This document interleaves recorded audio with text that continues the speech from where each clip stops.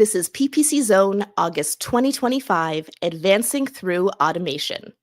I'm your host, Jyll Saskin Gales. I use the pronouns she and her. I'm a Google Ads coach, an ex-Googler, and the founder of the Inside Google Ads course, podcast, and book.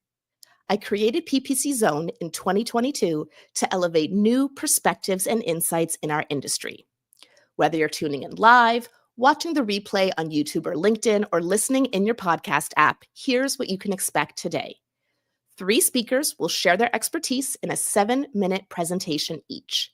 Then we will answer your questions in a live panel and wrap it all up in under an hour. I'm excited to share a new way that you can support PPC Zone. If you're watching rather than listening, you can see I have this very snazzy t-shirt on right now that shows that I am Team Automation all the way in Google Ads. This is one of 4 t-shirt designs you can now purchase from my merch store at jyll.ca/merch, and all proceeds from shirt sales help us keep PPC Zone free and accessible to all. So after this live stream or after this recording, head on over to jyll.ca/merch to treat yourself to a little something Google Ads inspired. First up in the zone today is a search marketing advisor who helps in-house teams, agencies, and founders drive profitable growth with Google Ads. Today, she's here to tell us about a very timely topic: reaching customers in Google's AI search experience.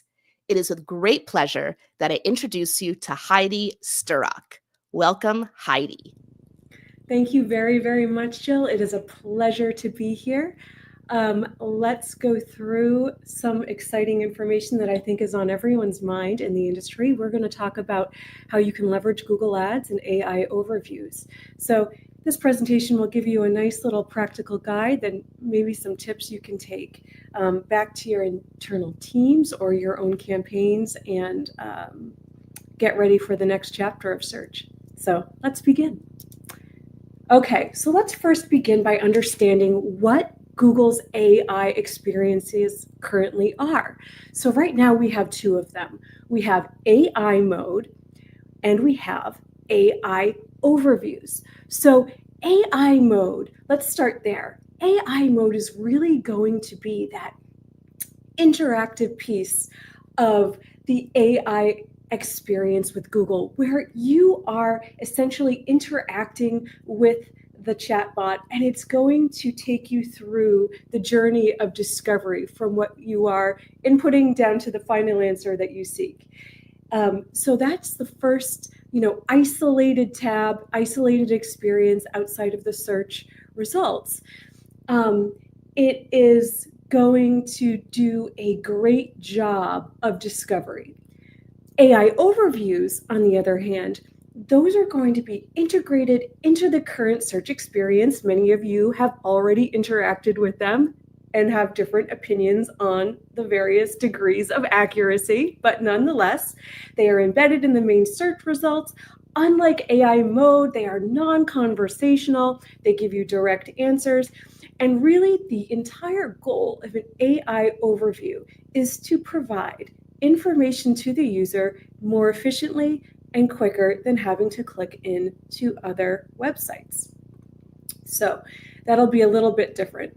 Now, within both of these, there are going to be various opportunities that will allow you to show advertising. Now, some of that has not been rolled out yet to the full extent that we will see in the next 6 months to a year, but let's get started on what is available now and how we can prepare for that future. Okay, so let's take a look. The new landscape in AI overviews, I think we talked about this. We have the new placements, which we will talk about in a minute, that you will be eligible to show if you do have an account with eligible formats, and those will be across most of the existing ad formats you know and love today. More about that in a minute.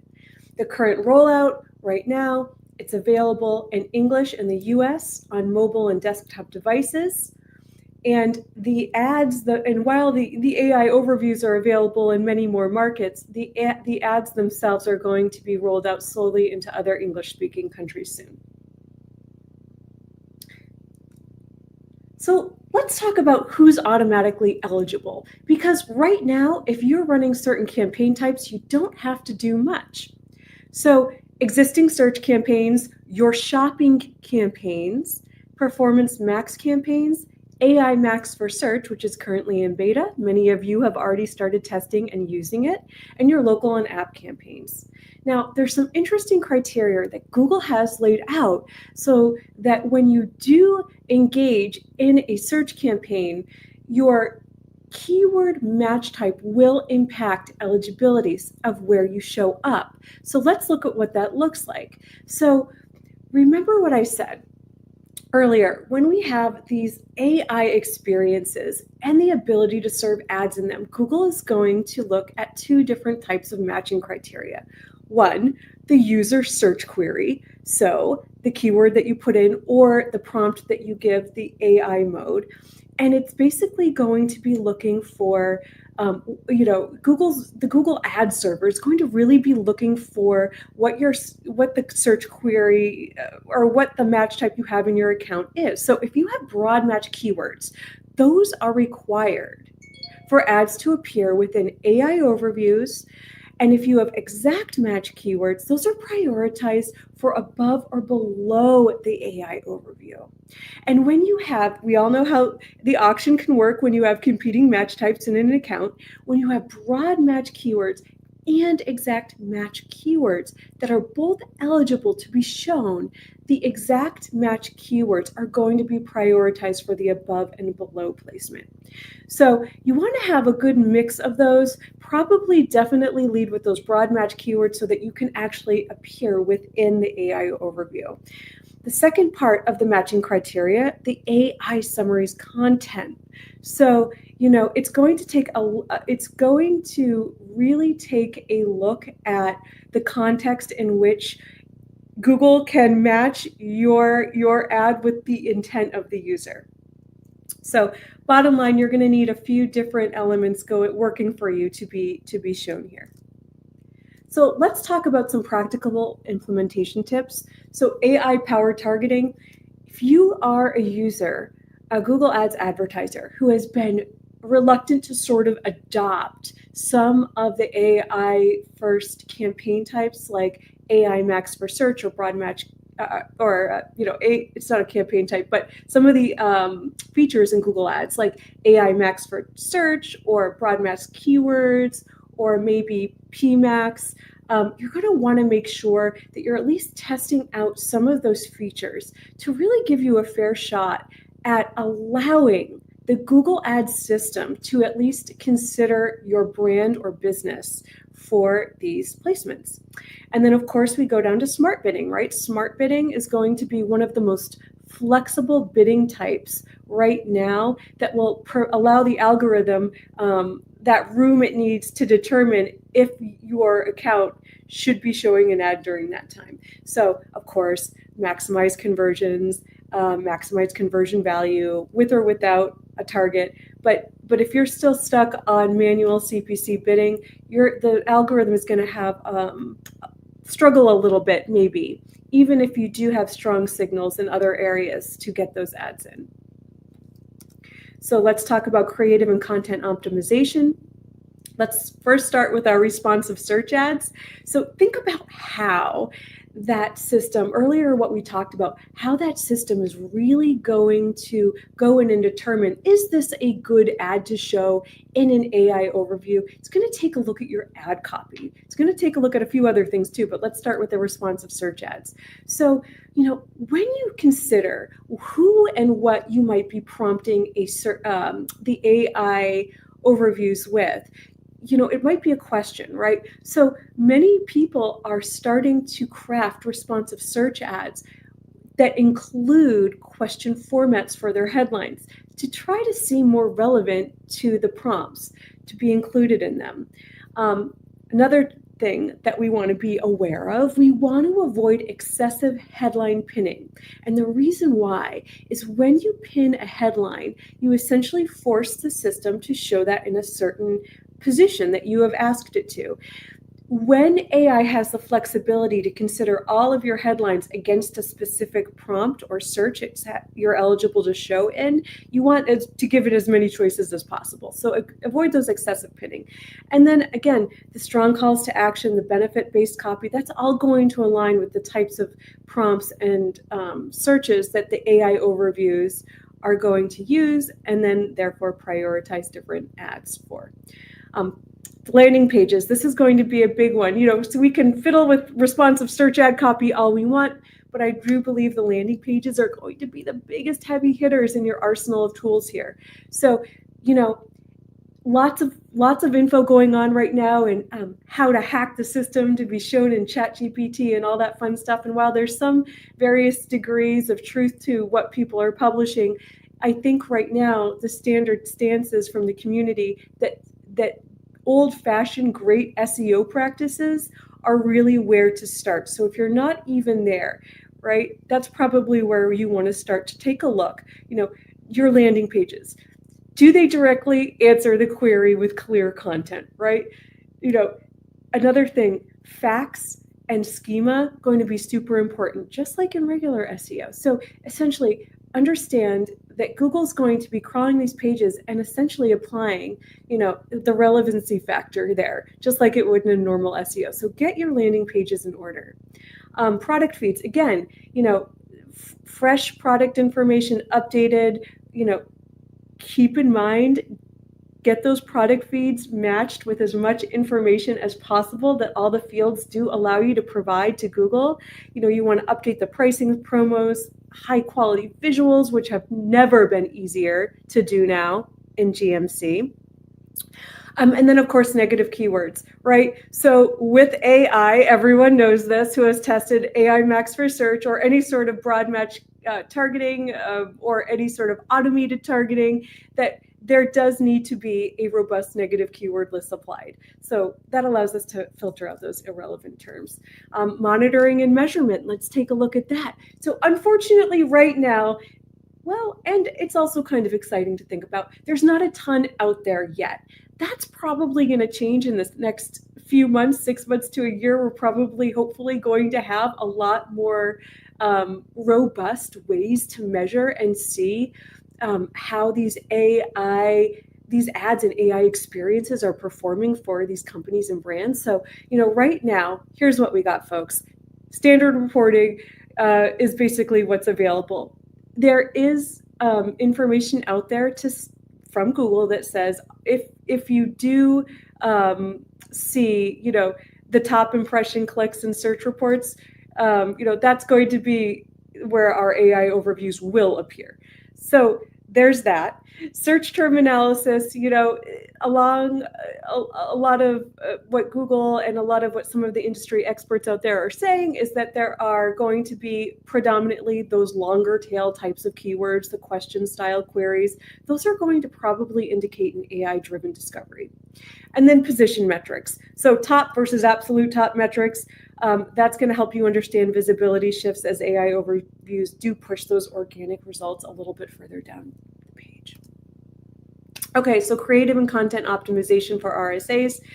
Basically, again, diverse and comprehensive assets. You want those contextual and conversational copy points. You want that landing page alignment. I can't stress that enough. So important. And then you want that strategic and spared pinning of headlines. So comprehensive action plan here, your campaign setup. You want to enable those PMAX campaigns. You want to make sure they have a wide variety of assets, because those AI overviews, those ads that'll be eligible to show in those and also in AI mode, they're going to be using a lot of different types of assets down the line. So this could include video, images, not just simple text. So get those nice and set up in your account. Again, we're going to have to fool around with some broad match keyword targeting to some degree. You can do that in a very safe way for many of your accounts, but keep in mind when you're pitching clients or into your own internal teams, this is the way forward to be shown within those actual AI overviews. Creative optimization, high volume of assets. You're really giving Google more choices, which means more chances for you to show up in these placements. And then ongoing management. This is the tough part, folks, and I know it's hard for us to hear, but right now there's not a ton of info to discern how, when, and where these specific ads are showing, but you can monitor those new search terms regularly, look for those long tail keywords, look for those question-based inquiries. You want to track shifts and traffic patterns, so those top placements, and then, keep in mind, try to shift always to value-based bidding if you can, or our AI-driven bid strategies if you can, to allow the algorithm to be more flexible. And then, as always, stay current with Google's AI updates. You could do that with the ppc.zone podcast. You could do that with Google Marketing Live. All of these resources are available to you. So I think we've talked a lot about for this already, but keep in mind, AI overviews are live and 100% auction driven. So you can't buy your way in, you earn it with relevance. So all those typical signals that we know and love and sometimes struggle with Google Ads are going to be the same signals that the AI overviews and the AI mode are going to use to determine. So be wary of the, little hacks out there online. So anyway, thank you very, very, very much. I hope you found this valuable. If you want to continue the conversation, I am always excited to learn from you. So what are you testing? What are you seeing? I'd love to hear your insights and experiments. So connect with me, Heidi Sturrock, on LinkedIn. Would love to see you. Thank you very much. Thank you so much, Heidi, for sharing your unique perspective and insights with us in the zone. You said more choices means more chances, and I'm going to quote you on that going forward. I think it's a great way to think about kind of the argument for why embracing automation, going broader than may feel comfortable, is worth it to appear in AI. So thank you so much. If you want to connect with Heidi, you can find her on LinkedIn, Heidi Sturrock. And if you have a question for her, go ahead and type it into the chat if you're watching this live on YouTube or LinkedIn right now, as we will get to your questions during our upcoming live panel. Next up in the zone, this speaker is a paid search expert and biddable director at Crowd. He's also the host of the Paid Search NYC podcast. So if you like this podcast, make sure to follow that one too. And he organizes regular paid search events in New York City. Today, he's sharing his perspective on using natural language processing to uncover performance opportunities and insights. I can't wait. Please welcome Matt Shenton. Awesome. Thanks, Jyll. Hi, everyone. So I thought I'd start off with a little bit about me and a bit of a fun fact. For some reason, and I moved to New York 4 years ago, I should add that. A lot of people from the UK that have moved to New York that I know seem disproportionately more likely to do improv or stand-up comedy. I don't know why, false sense of confidence when they get here. And this picture on the right here is me doing stand-up comedy in Brooklyn in my third month of being here. As you can tell, I'm having a pretty good time. I probably did 90% of the laughing in that room that day. So it goes without saying that I don't do it full time. I've stuck to paid search. Okay, so I'm going to be talking about using natural language processing to uncover opportunities and insights. So before I do that and jump straight in, one of the key changes within Google Ads over the last 5 years, as I'm sure we can all agree, is that everything has gotten broader. And probably more so talking about things like broad maps there, but obviously that's also been a factor within things like Performance Max and AI Max as well. I took a look at some previous accounts that I've been working on for a number of years and looked at the data to sort of back this up. So what this chart shows is the bar is the number of keywords in the account. So it started off at like 5,000 maybe 5 years ago, went up to 10, back down to 7.5. Not a huge amount of change. But the line is then the number of search terms that match per keyword on average. And as you can see there, huge increase 2020 to 2022. That's the adoption of broad maps when we became more comfortable with that match type. And then I think July is probably more inclusion of search terms than PMAX. But the takeaway here is that there's just been a huge increase in search term data within the accounts. And that was just one account. I looked at a few more. I think on average, I generally saw between like 25 times more search terms per keyword, looking 5 years versus more recently. What that means is if you looked at a search term report 5 years ago, you might have seen 10,000 search terms. Today, you might see 250,000 search terms for that same account, which is incredible. The good thing about that is that's a lot of really useful data. Like, these are people actually searching for your product or service. You can understand how they're searching, what they're searching for more, and then more importantly, the sort of insight behind that. But the problem with that is that's a lot of textual data. And as humans, we're not able to read through 250,000 search terms to really pick out patterns or understand what's going on. So that's where natural language processing steps in. So one type of natural language processing, because there's many forms, is what's called n-grams. And what is an n-gram analysis? If you type that in, you'll get an AI overview response. And it'll say that the n-gram analysis is a technique in natural language processing, search marketing, well, not just search marketing, any kind of area that involves textual data, that breaks down text into sequences of n consecutive terms. So it chunks a search term into 1, 2, 3, 4 word long n-grams.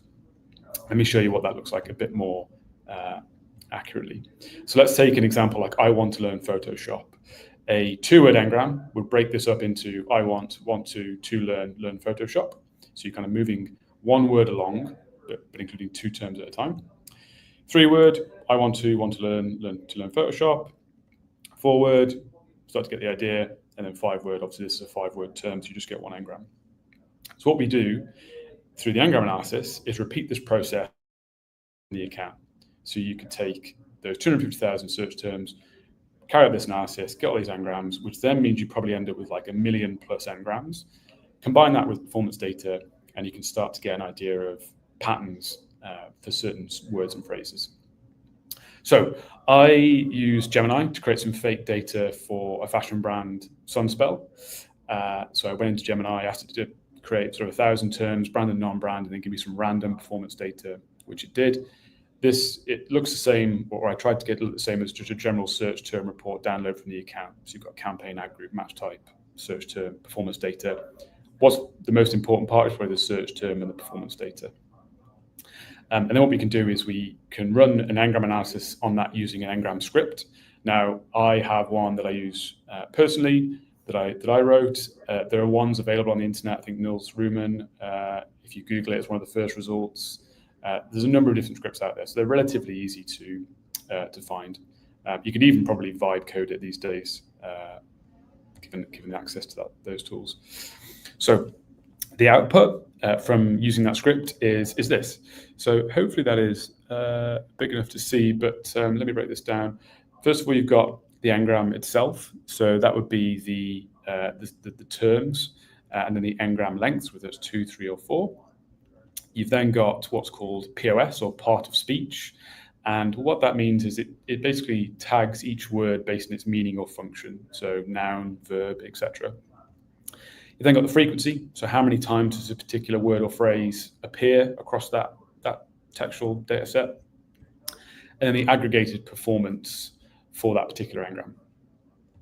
So we could take a look at high CPA n-grams, and very, very common patterns across all clients in here. You're going to get a lot of how-tos where, sort of higher level research terms that are potentially useful from a creative or landing page point of view. If a lot of people are searching for particular how-tos or trying to understand more about your product or service, do you accurately answer that within the ad copy, or maybe that's more appropriate for the landing page?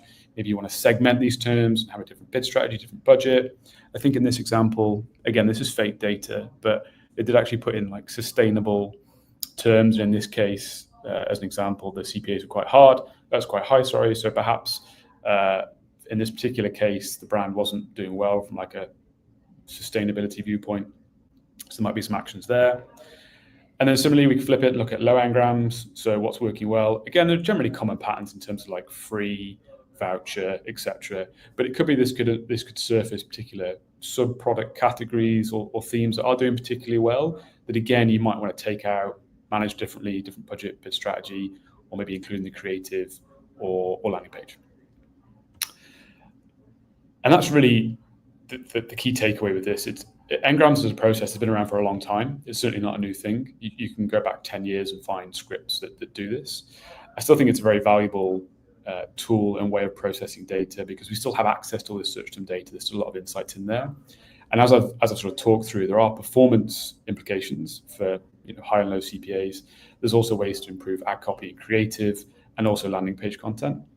The last thing I'll say is, whilst this has been around for a while, the reason I think this is going to become even more interesting as we step into the new world is that landing page content is going to serve as a key input to Google Ads, more so than before.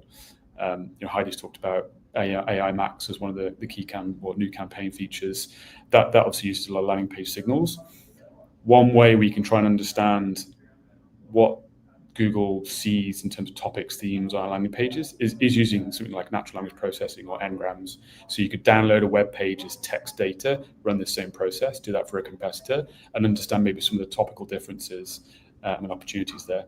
So natural language processing, even as we go into like this AI world, providing we have the textual data still, I think is still very useful as a technique to uncover insights.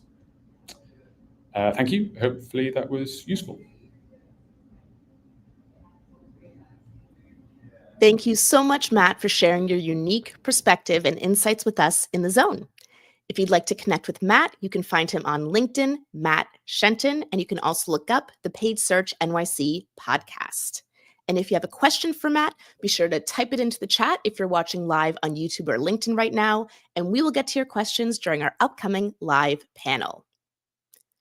Our final speaker in the Zone today is a PPC strategist with more than 7 years of experience helping brands grow through data-driven campaigns. I have had the pleasure of seeing her speak at HeroComp, and I'm thrilled that she's bringing her unique insights to the PPC Zone stage. We're about to hear her explain the PPC mistakes draining your performance in 2025. Please welcome Susan Yen. Hi, Jyll. Thanks. Thank you, everyone. Thank you for having me. So as we all, continue to be in this industry, and we're seeing all these different changes, AI, PMAX, all the new types of campaigns, I think that there are a couple of things that continue to happen year after year, and as Google changes in general. And one of them is the fact that there is still money that's being wasted and mistakes that are honestly that I think I've made a while ago, and I still kind of, it's an oversight that happens. So I really want to make sure that we're going through and we're keeping those things in mind, and then the mistakes that are made still in 2025 that we can, kind of stop doing, and maybe that'll help us alleviate some of that budget bleeding within our accounts. So as a team lead, I manage a group of people, and then I also have clients. I do a lot of audits, and this is something that I always say to my team, to the clients, is we always need to make sure to not ignore the basics. And one of those things is I've been doing this for 7 years, and I think some of the things that we do forget is, we go and we want to always be trying the new things, which is great.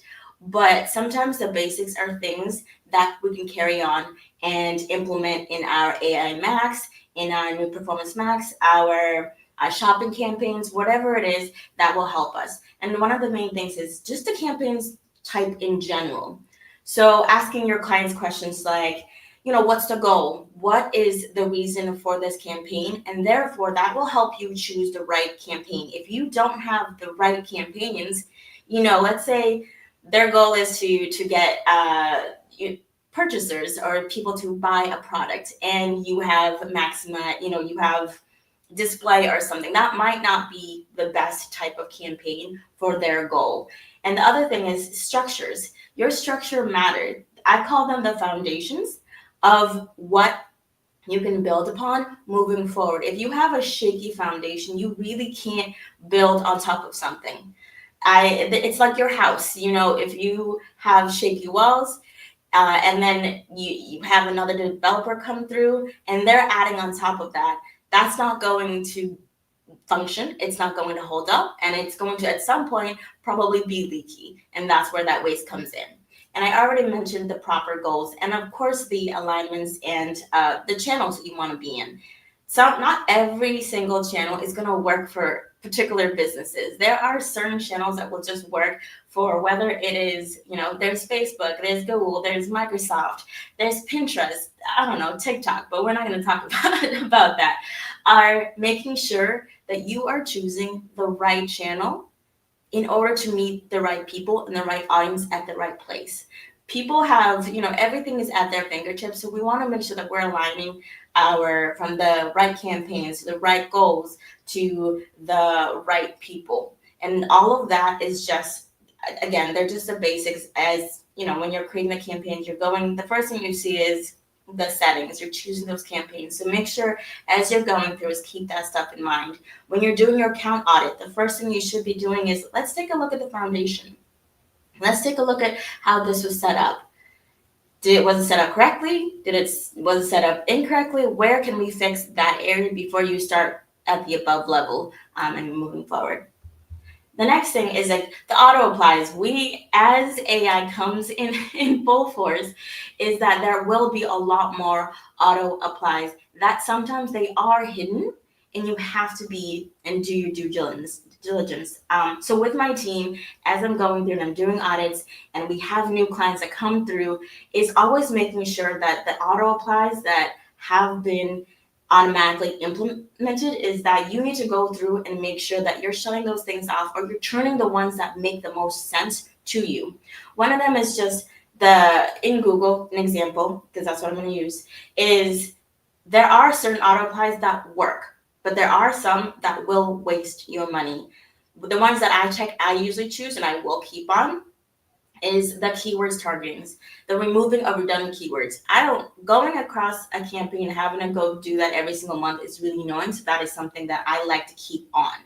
The other one is removing non-serving keywords. If it isn't working and it's wasting your money, or you go through and the keyword costs a lot of money, but it's not giving you results, some of that stuff gets hidden in there. So making sure that you're going through and taking the stuff that doesn't work and trying out new stuff. We're in PPC. Our job is to consistently be trying new things and testing what works and what doesn't work. And the good thing is all this AI stuff is going to help us, but it's our job to go in there and make sure that we're kind of controlling the guardrails a little bit. And the other thing is removing conflicting keywords. This is easy to do if your structure is not correct. You can have several different campaigns and be bidding for the same keywords, or maybe it's the same account and you have the close variants and duplicates. They're going to compete. We don't need to be doing that stuff anymore. So if you again, that's like negative keywords as well. So if you have a keyword and somehow, you go through the search queries and your search terms and you've added negatives, you're blocking stuff that maybe you want in, but also just making sure that you're maintaining the stuff that you do want. So that's the stuff the three things I choose to always have on, because they're housekeeping stuff. I want the software and my Google and all that stuff to take care of for me. The other stuff like optimizing ad rotations, yeah, but I'll do that at the campaign level. Adding just random ads, yes, AI is getting better and these new ad copies that they're suggesting are better, but depending on your industry, you always want to make sure, I think Heidi said this really well earlier, is that relevancy. If you're at your keywords to the ad copy to the landing page, and sometimes just again, there's nuances to your business that you want to make sure that what is written in the ad copy makes the most amount of sense for what your business is trying to say. It's not just about the brand, it's how you communicate with your audience. And the other thing I don't really add on here is like using optimized targeting. I like to have control over everything. And with, AI growing, we're losing that control just a little bit. And if I can grab as much of that control as much as possible, I will. When you create a campaign, it's automatically going to have broad matches. Any keywords you add in there, it's usually always going to start with broad match. And we all know broad match is one of those things where we're all going back and forth on whether or not it's a good idea or whether or not it could be that silent killer. And if you can use broad match, if you have guardrails in place, I'm not saying that you can't use it all, just be careful the way that you decide to use it, and always go back in there and double check and make sure that you have the right match types for what you're trying to do. If you have the money to just go ahead and test out a bunch of broad matches without any guardrails, to which is on, and you can go ahead and test that out, and then you can let me know how that pans out. Location targeting is another one that people tend to just miss in general. We have that, in market versus interest, or people that are there versus people that are interested in that area. That's a really important one. And just setting your locations. The amount of times I've seen an account and they were targeting the whole entire United States is kind of wild. So make sure that you're going in there and just double checking. And every single month, I always ask my clients, do we have, is our goal still the same? Are we still targeting the right places? Is our budget still the same? So that stuff is really important. The other thing, and we just talked about the match types. So making sure that you're choosing the right match types. If you decide to have broad match, go ahead, just go into that search term and make sure that the quality of traffic that is coming in makes the most amount of sense for your business. There's nothing worse than having a call with a client and going through that search terms or search queries and realizing that these are not the keywords that they want to be, showing up for the search terms. But then also, this is a great area to find those keywords, because as much as we're all really smart and we can come up with keywords to test out and stuff, is search terms is a place to figure out how your audience is actually communicating and what they're searching for. There are things, I moved from Boston to Austin, and there's things and words that are not the same. So that sometimes helps us while going through there. Auction insights. This whole entire insights area of Google is a really great area to figure out kind of what's going on in the accounts and keeping track of that. Audience signals is another one. Adding negative keywords. And just, your ad copy. That relevancy should be across the whole entire thing, from the campaign goals to your structures to the keywords and I guess forwards. It's just making sure all that stuff makes sense.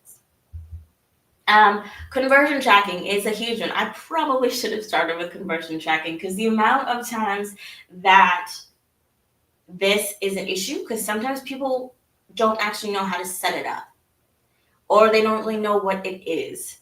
If you're talking to new clients and people that have been in this industry for a while, vice versa, is like, this is something that if it isn't set up correctly, then I'm not really sure how you can tell what's going on in the account.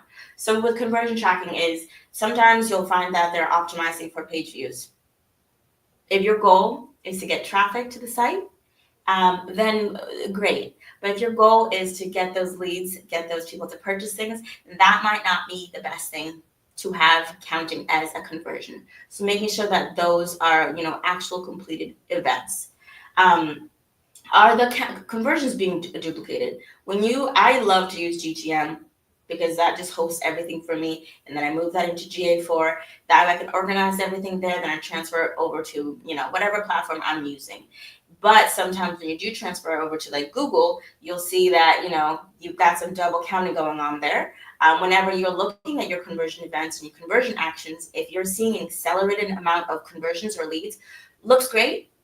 But sometimes it's because it's double counting, and that is not great in an area where PMAX is a goal-oriented campaign where you need to have conversions that work or that are correct, or else what you're basically doing is telling, the system, go ahead and go, continue maximizing on this particular event. That is incorrect.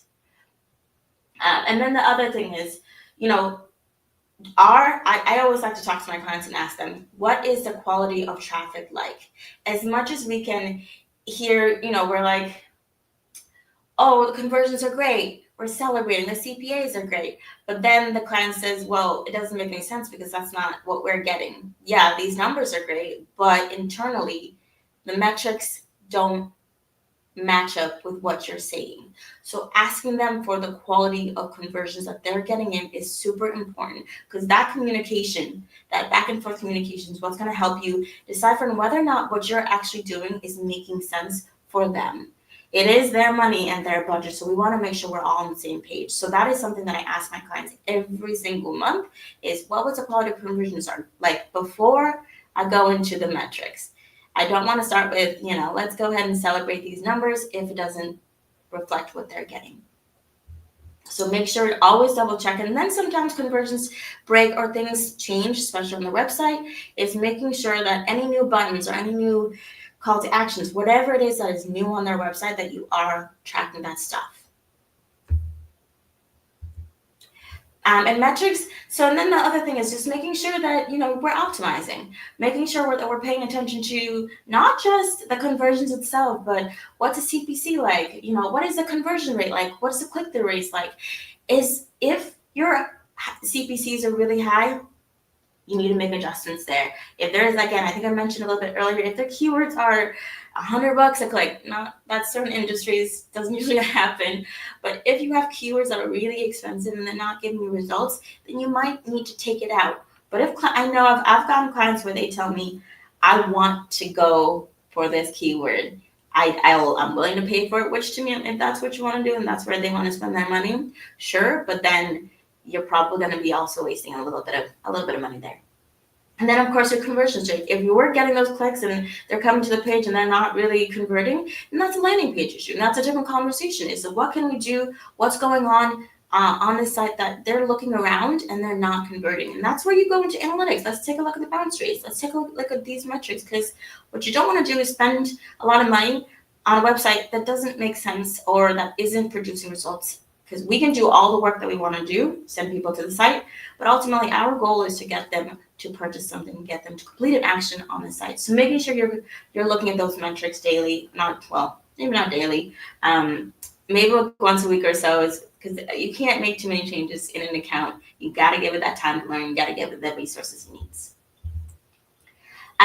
So basically, these are a list of your 2025 budget savers. So one of them is campaign account level negatives, brand exclusions, content exclusions, better shopping feeds. So making sure that you're going through, I keep this on my desktop pretty much as I'm going through and I'm optimizing and doing my monthly cleanup of the accounts. Is all this stuff is on here. You can do content exclusions at the account. Yes, at the account level at this point, negatives at the account level or at the campaign level. Thank you, PMAX, for updating that. Thank God. Brand exclusions. You don't need to be coming up for your own brand. If you have a brand campaign, great, but try not to do that, especially with like PMAX stuff. I think PMAX is definitely DSAs on steroids. Gives you a ton of stuff. Make sure you're putting in those guardrails. And this whole entire list is going to be really helpful. Also, just first-party data for your targeting. You already have that data. Go ahead and use that. That's going to be higher quality leads and conversions. So I hope that whole list, it was a lot of stuff to go through, but just a recap is campaign types, settings, and auto applies, match types, conversion tracking, metrics that matter, and then just like the optimizations that make the most amount of sense. PPC, Google, they're introducing so many new things and so many new AI stuff, which is really great. The more you put in, the better, but also those guardrails are really what's going to help you not waste a lot of money. So the basics still matter and you can still use them at any point. And regardless of how far Google goes or how far, PPC has developed and changed, these are the things that I think we can keep and will help us continue to be better PPCers. That's it. Thank you. Thank you, Susan, for sharing your unique perspective and insights with us in the zone. For folks watching or listening who are newer to Google Ads, this checklist is a great starting point for them. And then for folks like us who've been doing this a long time, it's a great reminder of some things we might want to go check in our accounts today. So thank you. If you'd like to connect with Susan Yen, you can find her on LinkedIn. And now we're going to bring all of our speakers back on stage for our live panel. This is PPC Zone, August 2025, and we're talking about advancing through automation. I'm your host, Jyll Saskin Gales, a Google Ads coach, ex-Googler, and the founder of the Inside Google Ads course, podcast, and book. I created this event to elevate new perspectives and insights in our industry. I'm here with Heidi Sturrock, search marketing advisor, who just spoke about reaching customers in Google's AI search experience. I'm here with Matt Shenton, paid search expert and biddable director at Crowd, who just spoke about using natural language processing to uncover performance opportunities and insights. And I'm here with Susan Yen, PPC strategist who just spoke about the PPC mistakes draining performance in 2025. Thank you all again for sharing your perspectives here today. So we've had a question from someone watching on YouTube. I'd love to get your unique perspectives and insights on. DCAS says, when you get a campaign that shows limited by budget, how do you know how much budget to add? And they go on to say, our campaign does well until we get this notification, we add budget, and the campaign tanks. How do you handle this? Is there anyone who'd like to take DCAS's question first? I have a comment on that. Sure. So that's a great question, right? Because we've all had that limited by budget flag in our account once in a while. So let's take a look at what that actually means, right? Google's telling you, hey, there's a chance we could serve more impressions and ad clicks to this campaign. And would you like to raise your budget to take advantage of that? But there's one important factor to consider. When you enter the auction at a lower budget, Google is going to cherry pick the best of the fruit, right? The low-hanging fruit, and you're going to get prioritized for that auction type. When that's been exhausted and Google can say, we can expand even further, increase your budget, there's a likelihood that you could be expanding into lower quality auction traffic, right? So it's about creating or scaling by sacrificing a little bit of efficiency. When you increase your budget too much, you could see exactly what our friend here saw, which was performance tank, because you are expanding into a different auction set. So what I would do and what I would recommend is take a look at the performance. If performance is good and you can afford to expand, start increasing incrementally. Do you want to maybe take the suggestion to increase your budget thousands or hundreds of dollars, which, by the way, is very common in the recommendation? You could, but a smarter way and a less riskier way to mitigate maybe some poor performance, start increasing 10 to 20%, right? So that way you can see what this gets you. It also allows the algorithm to stabilize itself, right? Giving it too much at once, it's like, woo, let's party, right? It's like giving, someone who just turned 21, an entire huge, never mind. But that gets dangerous. So you want to let it learn, you want to let it go slow. Go slow, be cautious. Yeah, Matt, do you have anything to add to that?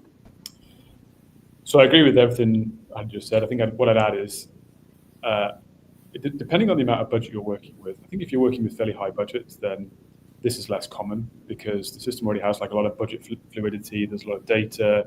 It's got more to learn from. It's moving into a less unknown space. Where if you're working with smaller budgets, to Heidi's point, calibration there of it moving into new auctions that aren't as efficient.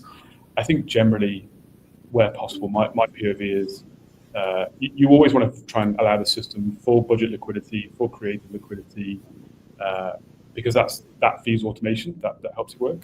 So hopefully it tanks and then it comes back, and you can continue to sort of move into that test and then increase that budget, because I think not always, and paid search is very much depends, but as much as possible, I would try and move to a place where you aren't budget limited and you have some other lever where you're controlling performance, whether that's a bid strategy target or something else. But it does depend on the level of budget. That's probably higher budgets than lower budget. Yeah, 2 little tips I'd add to that is 1, look at the color of your limited by budget notification to see if it's yellow or red. If your notification is yellow, it's actually just a recommendation, like adding more keywords or changing. It's just a recommendation. It's not impacting performance. If the limited by budget flag is red, then that means red things in Google Ads means problem. And it actually is impacting performance. It is hurting you for the campaign to be running out of budget each day. So if it's yellow, ignore. If it's red, look at it. And the second piece I'll add to that is if you're going to be increasing your budget, I recommend switching to a target-based bid strategy. Because if you're on maximize conversions, which tells Google to spend your budget to get conversions, and then you double your budget, it's just going to increase your bids a lot, which is why performance can tank. So turn on target CPA first, and then increase the budget. And that tells Google to only spend more of that budget if it thinks it can hit your target. So those are two little tips I have for you on if you should listen to limited by budget or not, and a perhaps safer way to do that. There's one more question I have today, and I'm going to come to you first, Susan, to answer this one. Fair warning. So one thing that people have been noticing a lot is the expansion of other search terms. You go to your search terms report, you look at your search terms, you do your Ingram analysis or all your, analyzing that you want to do, and then you scroll to the bottom and see, you can only see a portion because so much of it is hidden in other. And while this is not a newer phenomenon, with the advent of things like AI overviews and AI mode that Heidi spoke about, there's a lot more that's hidden. So I'm curious if you have a perspective here yet, Susan, on what people should do, if anything, if they see that like 90% of their spend is other search terms or 50% of their spend. Any advice for people in that situation? I think I've been running into this probably as well. And as much as I think with the other search terms, I think that's just like, If not, it's okay. I just wanted to start with you first if you had something to add. I think because I run into it in in certain campaigns, but because I try to stay away from PMAX as much as in certain industries, just because there's just not as much data as I would like. But there's also just going into if I don't have that data, or there's like that other. I think there's other areas where you can find that information. I'm pretty sure it's like the analysis. I could also be wrong. Someone can correct me if I'm wrong, because I'm always looking for it. Is that there's, I think I always go into the Auction Insights competitive analysis, and I'll find other ways of like trying to figure out what's going on in that, and then I'll go into analytics. But I feel like there's definitely an easier way of doing that, and I have not yet gone into it. Yeah, we're all trying to figure this out together. Either Matt or Heidi, anything to add on how you handle kind of the other search term conundrum? Heidi? It's such a tricky one, right? Because we run into this problem due to privacy concerns and also, lack of statistical data. On one hand, Google's saying, we're not going to show these to you because A, it's a privacy issue, or they might say, what are you going to do with this clump of data? It's not statistically significant. You may not be able to optimize on it. So that's one hand. But there are some insights I think you could potentially look at. Two tips I have.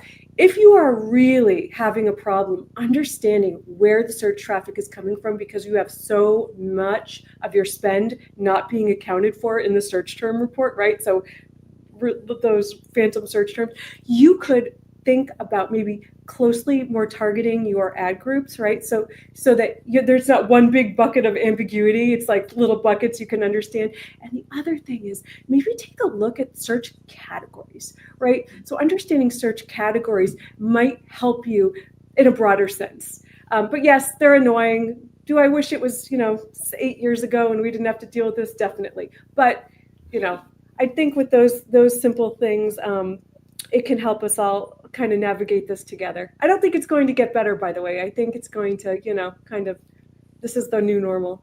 Yeah, search categories is a great call out, Bugs. In PMAX, we used to just have search categories. Now we do have a full search terms report, which is great. But that Insights tab, which for me at least, I used to only ever look at in a Performance Max campaign, it's really expanded. And so now even in shopping, in search, you can go there and see audience insights and search categories. So that's a great suggestion.